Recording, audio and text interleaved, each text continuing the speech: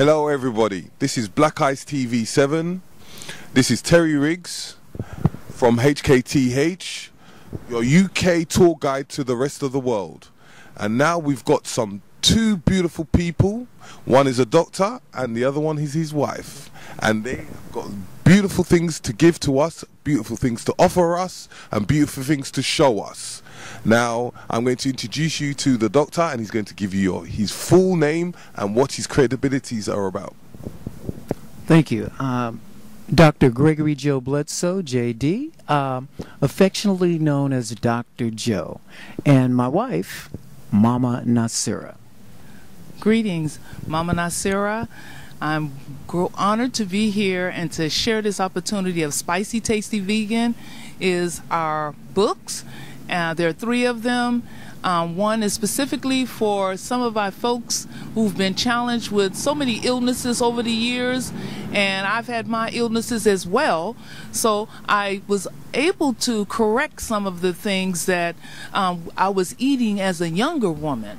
And now I have lived long enough, raising 3 children. They're healthy, strong, and they're flying high, doing what they need to do this life. And now we want to, my husband and I, Dr. Joe, we want to share that opportunity with the world. And now, as we're going to go through this, as they have 3 beautiful books.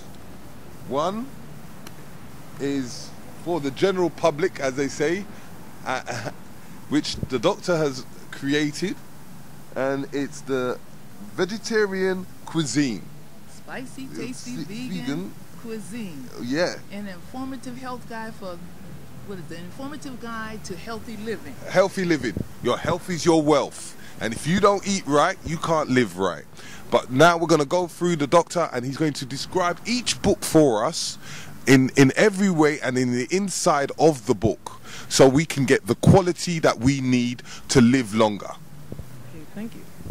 Well, the first book is the one that we started on, and this is an informative health guide for the melanated, people of color. Now, we understand that that's really, when we talk about melanin, that's copper, carbon, but this is a word that most people understand. Our focus was to write a book because my wife, which many consider the best vegan chef on the planet, was catering, and we had so many people we could not keep up with it. So my wife and I had a brilliant idea. Well, let's have cooking classes, because you know, if you teach a person how to fish, then they can fish forever. So we had the classes, and that didn't work. So we decided, well, I'm going to retire, me after 30 years of teaching, and my wife as a library technician, and we took 27 months, no TV, no doorbell, to write the book. And our motivation was that our people are dying. They don't understand certain things like the vegetable oils that you should stay away from. It sounds so healthy, like a lot of commercial advertising. And when we listen to things, sometimes we can get confused. And there are other things, issues dealing with soy, issues dealing with the microwave, issues dealing with the cookware. And we wanted to make sure that they had this information and more, the issues that popped out at them. And so I also understood that we couldn't just write a book for people of color, because we're all inclusive and everyone is connected. So I meditated on it after being advised to expand myself, and we came up with this one. And this one is for the general public. It's an informative guide to healthy living. Now, there are differences because our bodies are so different. The average melanated person and Europeans' bodies are different in many ways. For instance, your bones are 10 times stronger or denser than a European, which means your T cell count, your hemoglobin, your white cell count would be different. We have more selenium in our body, where Europeans have more, what? Ammonia. They have more ammonia salt in their body, which keeps them warm. That's why they can wear little or nothing and get out in cold weather where we couldn't do it. And they have more sulfur in their body. That's why when they get wet or they're in water, they have a smell that we don't have. So given that and other changes, it's important that we have a diet that supports our body. One of the things influenced by Dr. Sebi is just to remove the acid things from our body. No sugar, no white flour, no salt, no alcohol, no caffeine, and no animal products. We're talking about butter, cheese, dairy, yogurt, all of the things that come from the animal. Why? Because it's acid to our bodies. And in order for our bodies to assimilate it, we have to take the nutrients from the minerals in our body to assimilate or neutralize the acid. That is why those that consume the most animal products have the weakest bones. They call that osteoporosis. So, and my wife, the other side of that is the herbs and spices that she uses to make the food taste so good. Mama? Yes, thank you. I also got started when I was 19 working in the medical field, gone to college, and well, I didn't think about the food because I was enjoying those wonderful hamburgers, French fries, Mexican food, you know, just taste. I understand is very, very important to people of melanin because we taste more than other cultures at times, and I think it's just, and we smell. Therefore, that yes, and that 1 year of going to school, having roommates, and eating all of this food, well, I wanted to be a medical lab tech, phlebotomist. Well, I had an experience when I was 19 because I started working there at 18, which was really wonderful to have my own money. But I drew a patient's blood, and she bumped me, and the needle stuck me, and I contracted, as the doctor said, hepatitis B. And my stomach was hurting all the time, and I didn't know what was going on. And then I had gone to the doctor, and I said, well, I'm itching all over. And he said, well, what did you do differently? And I forgot about the experience of the blood prick until I saw my eyes yellow, and I said, oh my God, I'm really in trouble. So I called the doctor, and I said, you know, I'm feeling really sick. I'm weak. I'm falling asleep in the class. He said, yeah, we got your results. Come in. And when I came in, it was the hepatitis B. So he felt my liver, and it was swollen. I mean, that's why my stomach was aching. But long story short, after 3 months, he said, you need to eat the way your mother raised you, because they can tell that I ate a healthy diet because my mother did not work, because my dad was a carpenter. So what I did, I got my own place. You know, I was able to make more money. I got a promotion, and I started cooking.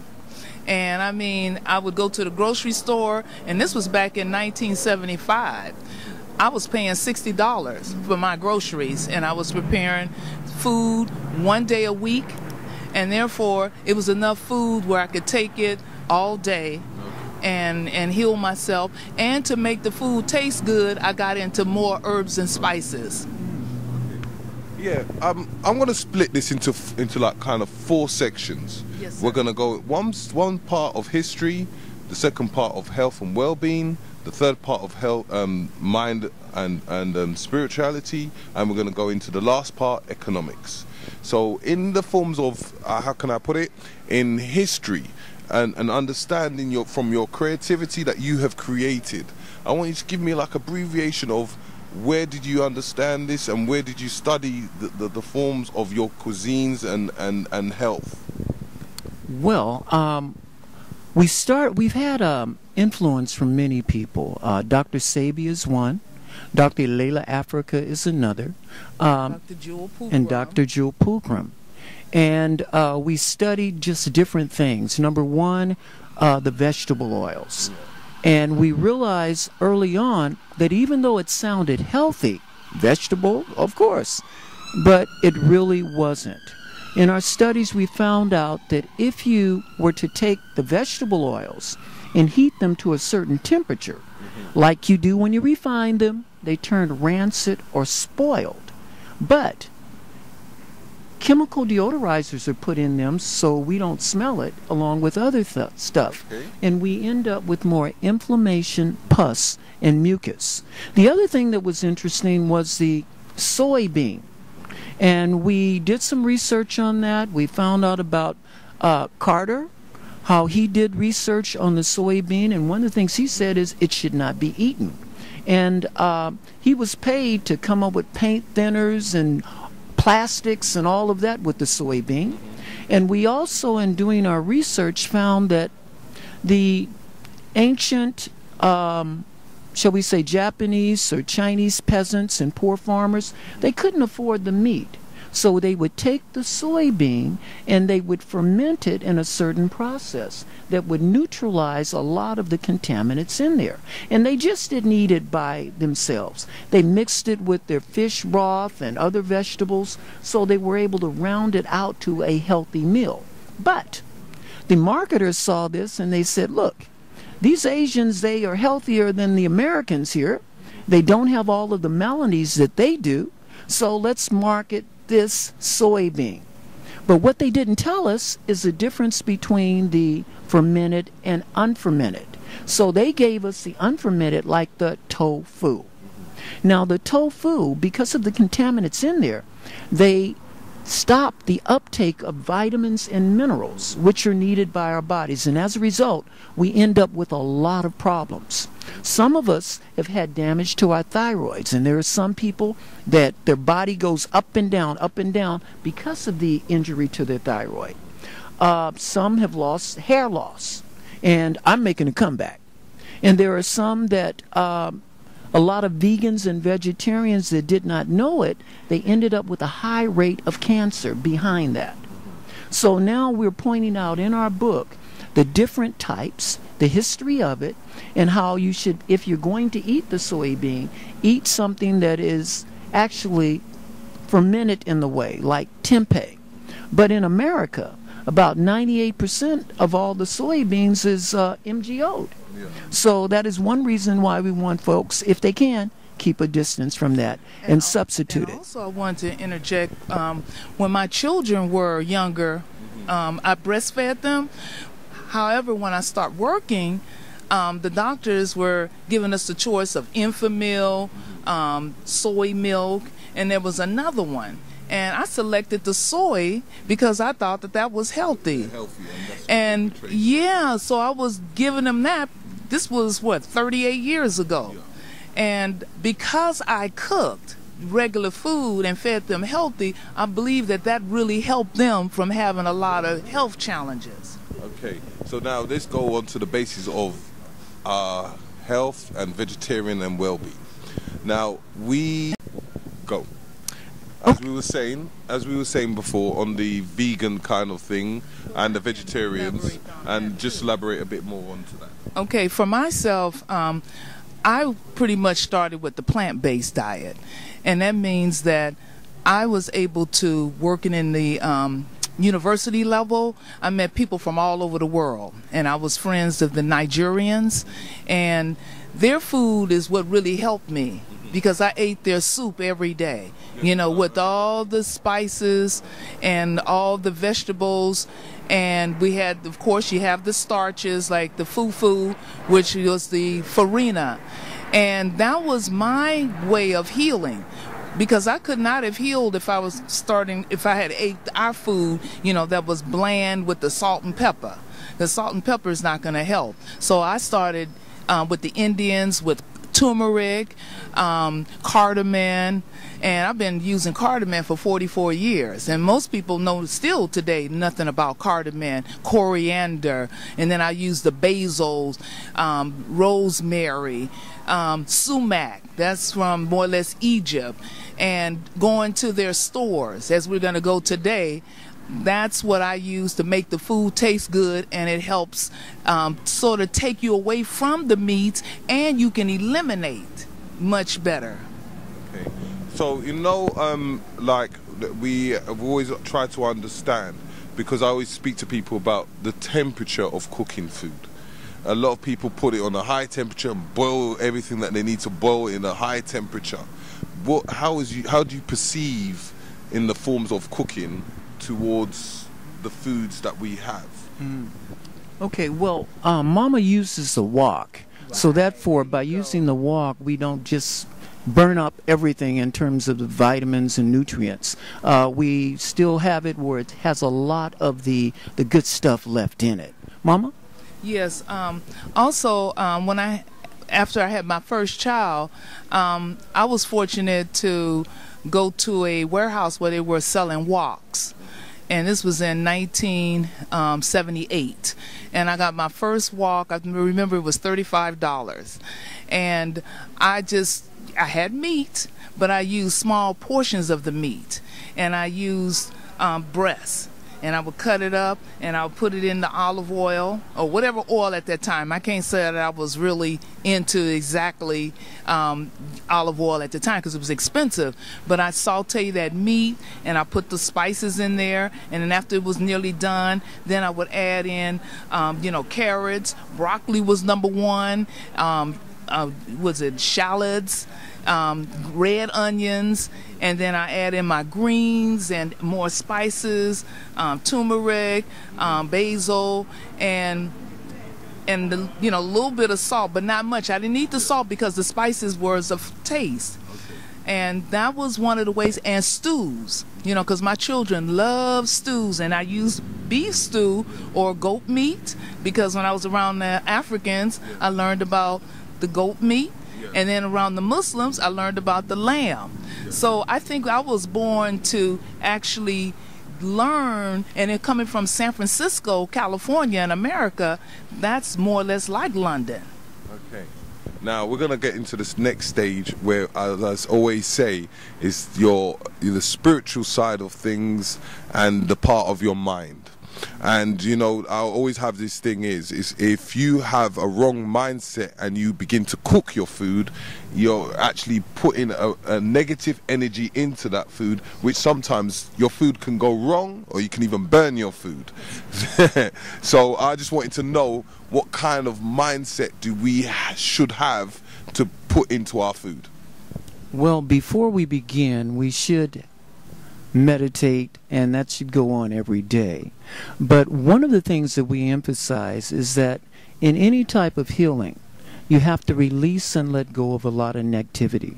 That is why we have a chapter on forgiveness, because forgiveness takes place on a cellular level. In other words, if you are having the wrong thoughts, it's going to affect and permeate every part of your body. And so if you do not know how to release and let go, in our book, we do have a process of doing so. So simply put, write down all of the things that you think that someone has either done to hurt or harm you in any way, and then forgive them. Because they, like yourself, were doing the best they could at the time with their level of consciousness, which means their awareness, their knowingness, and their willingness to change. And once you do that, then look in terms of forgiving yourself. Because we play a part in everything that happens to us.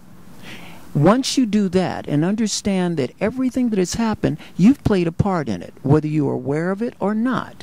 And forgive yourself. And by doing this and releasing and letting go, that puts your mind and spirit in a very positive state. And once you release and let go, you can forgive, because you can't even begin to get healthy if you are holding on. So that is one of the things. The other thing is, we suggest that each day you take time to meditate or go within. As it's been said many times, if you do not go within, you'll do without. Yes, and to piggyback on what you were saying, Terry, because I enjoy cooking, I like it, and I like to eat well, and I eat a lot. If it wasn't because I was a diet, I would be in trouble, because I would be at least 50 pounds more. So my thing is, when you need to set aside at least 10 hours out of your life a week. And when you go in that kitchen, as an elderly man said, his wife, when she cooked, she would burn food. Why? Because she would put the food on and then she would leave the kitchen. You don't leave your kitchen.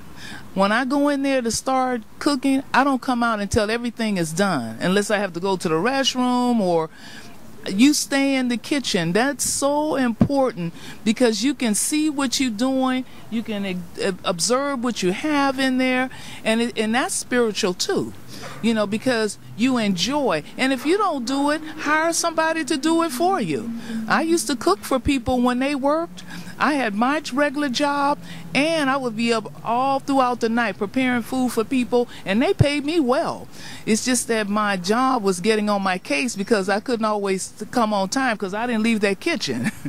Yeah, as in, like, I know you have a form of, like, in music. So, like, when you're cooking, do you actually have, like, music singing in your ears, or do you actually blow it out and sing it to the general public, like, as if you're in the bathroom? Well, oftentimes we have music going. Yeah. You know, we play music. Sometimes we sing. Yeah. Because that is a form of melanin. Yeah. Yes. And you're bringing the happiness. Bringing it in. the And heart. positive music brings about positive thoughts, which are going to, in turn, bring about positive circumstances. So that's very important. Okay. Now we're going to go into that forms of economics. Now, the economics, as in you're now doing a UK tour, and you've been touring the States and doing the workshops. Give us an insight on what people can receive if they came to your workshop, or they came to your book signing, or they came to your event. Okay, well, one of the things that they do is, number one, they get some good tasting food. That's right. Now, because Loads. oftentimes, you know, you can go to a workshop and you have people that don't do this, don't do that, don't eat this, don't do that. And then at the end of the day, you're left with feeling depressed. What do I do? So we have hands-on and showing people how we prepare the food. They can taste the difference. So they know about the herbs and the spices, and they get more of an understanding of expanding their horizons in the types of herbs and spices they can put in their food, not only for the taste, but also for their health. The other thing is our books are very low cost. In the United States, I guess it would be if you translated it, About $15, £15. 15 pounds Yeah. or less. Our e-books would be like 3 pounds, Okay. because part of it was we knew that our people needed help, and we did not want to put a financial barrier there where they could not afford it. In many cases, we've donated many books because we also understand the spiritual nature of things. The more you give, the more you receive. Okay. Now, in the workshops, who's the one that's doing the cooking? Well, I am the assistant. Well, economically, yes, it is. It can be a challenge financially, purchasing, you know, the herbs. And we decided, although we do go to herb shops and buy it in bulk, but we also go to the Indian stores or the Pakistani stores because they have an invested interest in their diet when they travel the world. Yeah.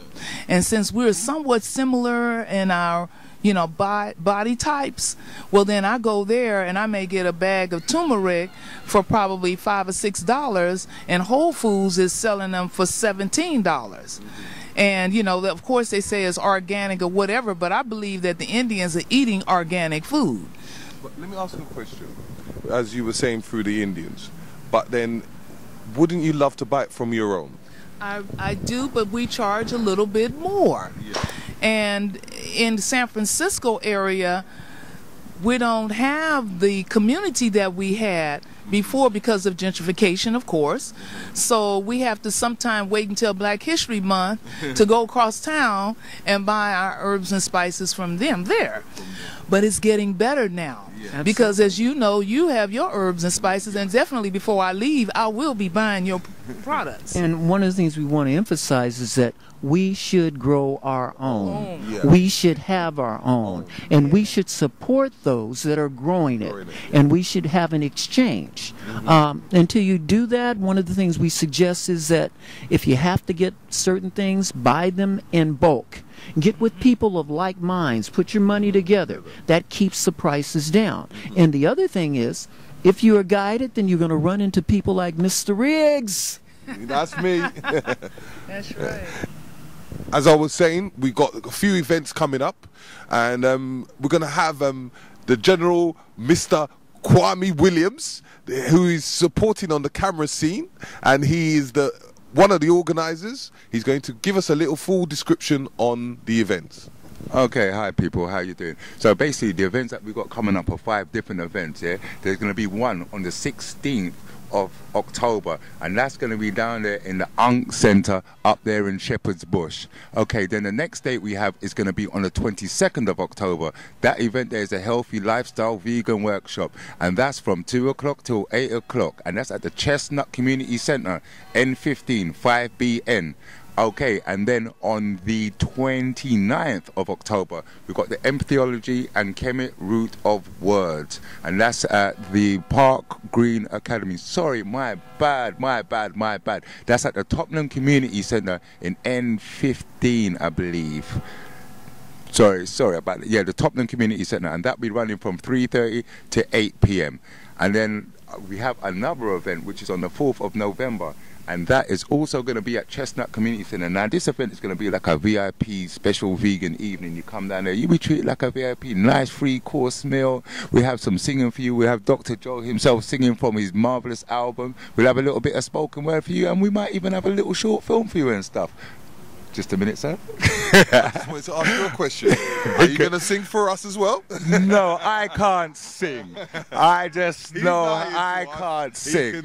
I just know how to work the camera and other bits and pieces. Him rapping in his house. Okay. Anyway, let's get back to the work. Right. So that event, the VIP Special Vegan Evening, is going to be on the 4th of November.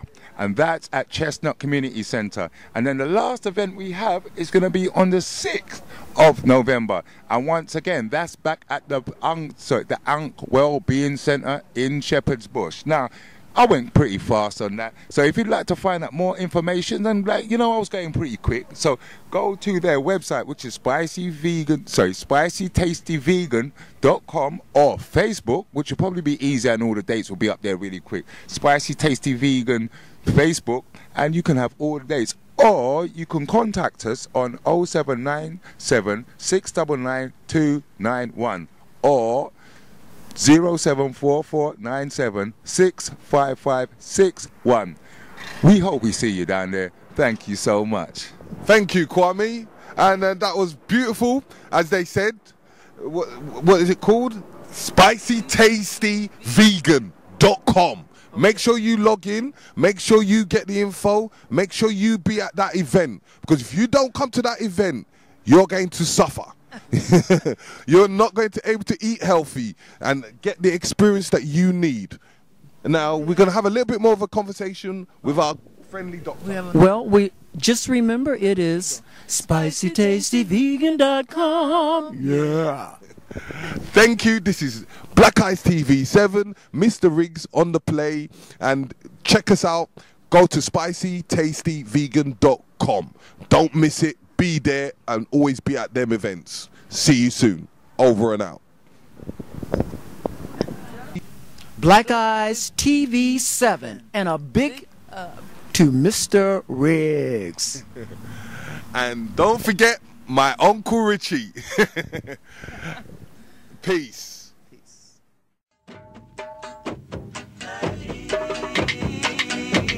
Jerusalem.